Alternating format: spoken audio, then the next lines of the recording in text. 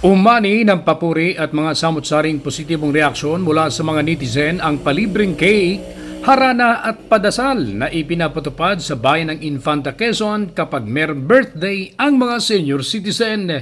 Sinimulan nitong ipinapatupad nitong January 1 sa unang pagpasok ng bagong taon ay pinasaya nito ang 47 na senior citizens na ipinadama ang tunay na lingap agad ni Mayor L.A. Ruanto.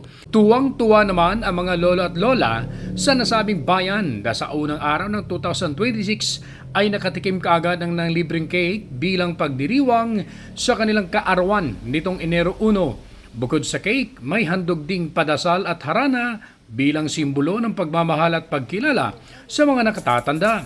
Ayon kay Mayor L.A. Ruanto, katuparan ito ng pangakong inilatag nilang noong 2025 na ngayon ganap ng naipatupad matapos maipasa bilang ordinansa ng Sangguniang Bayan ng Infanta.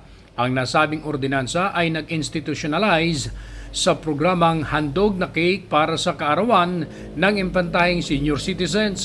Sa ilalim ng ordinansa, lahat ng rehistradong senior citizens na residente ng Infanta ay makatatanggap ng isang birthday cake sa araw ng kanilang kaarawan kung saan ang Office of the Senior Citizens Affairs ang nangungunang tanggapan sa pagpapatupad ng programa, katuwang ang MSWDO at sa ilalim ng pangangasiwa ng Office of the Municipal Mayor.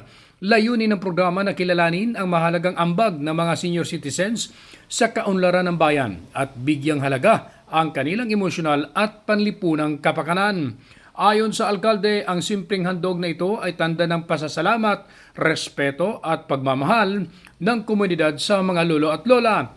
Nagsimula ang implementasyon ng ordinansa pagsisimula ng bagong taon at inaasahang magpapatuloy at alinsunod sa tinatadhana ng batas at sa pundong inilaan mula sa General Fund ng lokal na pamahalaan. Ronda balita mula sa lalawigan ng Quezon. Ako si J.R. Narit, naghahatid ng mahalagang impormasyon at balitang totoo.